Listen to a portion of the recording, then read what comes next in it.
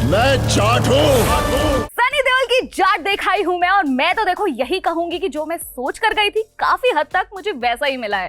नहीं, सनी पाजी की फिल्म से लोग क्या एक्सपेक्ट करते हैं? थोड़ा बहुत देशभक्ति, भारी भरकम डायलॉग्स और एक्शन, खूब सारा एक्शन, जो कि इस फिल्म में बिल्कुल था। और क्या एक्सपेक्ट नहीं करते? बहुत ज्यादा मेलोड्रामा, फालतू का नाच गाना और जबरदस्ती का लव एंगल, तो वो इस फिल्म में नहीं था। माने ये कि सनी देओल के जिस देसी जट स्वैग पर लोग मरते हैं वो यहाँ इस पिक्चर में उन्होंने डिलीवर किया है। और हैरान रह जाओगे जब देखोगे कि 67 साल की उम्र में इस तरह का एक्शन और वो ऐसा जोश, तो मजा आ जाता है। और नहीं मिले यार पैसे ही मिलते होते ना तो मुझे सिकंदर भी अच्छी लगी होती और बड़े मियाँ छोटी मियाँ से अच्छी कोई फिल्म नहीं बनी होती आज तक, ऐसा मैं कह देती। लेकिन अगर मैं सिर्फ ये कह दूं कि सनी देओल के अकेले के दम पर फिल्म टिकी हुई थी तो देखो गलत होगा, क्योंकि रणदीप हुड्डा की ओर से नजरें हटी ही नहीं और ऐसे खतरनाक विलेन जो वो बने हैं। लेकिन देखो इतनी तारीफ के बाद ये बड़े दुख के साथ कहना पड़ रहा है कि अगर इस फिल्म से सनी देओल और रणदीप हुड्डा एंड विनीत सिंह को निकाल दो तो फिल्म कहीं स्टैंड नहीं कर पाएगी, बिकॉज स्टोरी में इतना कोई खास दम था ही नहीं। ऐसा क्यों कह रही हूँ वो आगे डिटेल में बता देती हूँ, पर उससे पहले आप मुझे बताएं कि कितना होगा जाट का ओवरऑल कलेक्शन, कमेंट करके बताएं। सनी पाजी ने बोला था ना, 2.5 किलो का हाथ जब पड़ता है ना तो बंदा उठ जाता है, लेकिन आप अपनी सीट से उठ नहीं पाओगे क्योंकि फिल्म का फर्स्ट हाफ आपको इतना ज्यादा ग्रिपिंग लगेगा। तो देखो कहानी की बात करूं तो शॉर्ट में इसको ऐसे समझो कि सनी पाजी खा रहे थे इडली, फिर कुछ गुंडे आ जाते हैं और उनकी इडली गिरा देते हैं। अब वो कहते हैं कि देख सॉरी बोल, वो सॉरी नहीं बोलता। अब जाट को सॉरी नहीं बोला, ऐसे कैसे?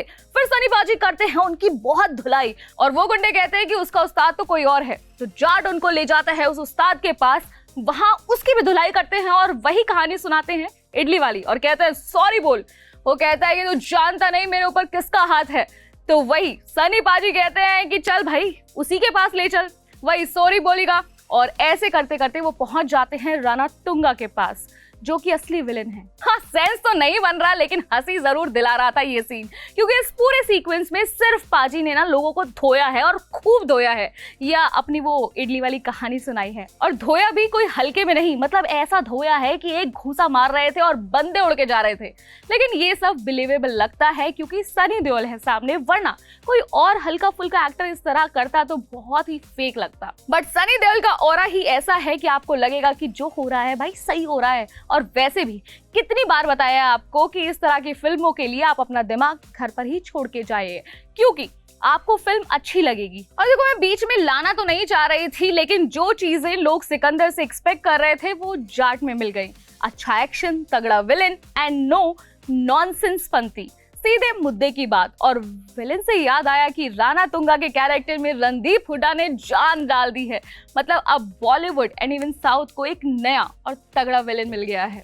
सनी देओल, रणदीप हुड्डा, विनीत सिंह एंड रेजिना कैसेंड्रा, जगपति बाबू आपको फिल्म में नजर आएंगे एंड सभी ने अपने अपने रोल्स के साथ जस्टिस किया है। बट मेरी मेन प्रॉब्लम है स्टोरी से। स्टोरी में अगर कुछ नया ढूंढ रहे हो तो डिसअपॉइंट हो जाओगे गाइस, क्योंकि ये वही regular south Indian film template पर बनी फिल्म है जिसमें गरीबों पर अत्याचार हो रहा होता है और फिर एक मसीहा आके उनको बचा लेता है ना? Same old story.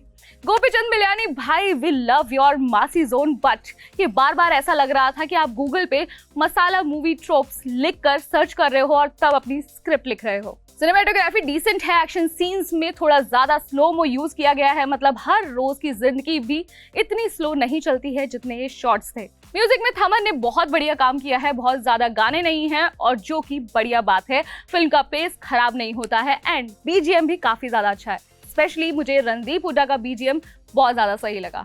Overall film आपको बोर नहीं करेगी, बट हाँ, एज यू नो कि आजकल की एक्शन फिल्मों में थोड़ा गोर एंड ग्रूसम सीन्स होते हैं, तो वो देखकर अगर आप विचलित होते हैं तो अवॉइड कीजिएगा, अदरवाइज आपको फिल्म डिसअपॉइंट नहीं करेगी। और देखो सनी पाजी इस एज में भी इतने कन्विक्शन और इतनी एनर्जी के साथ एक्शन सीन्स कर रहे थे, हैट्स ऑफ टू यू।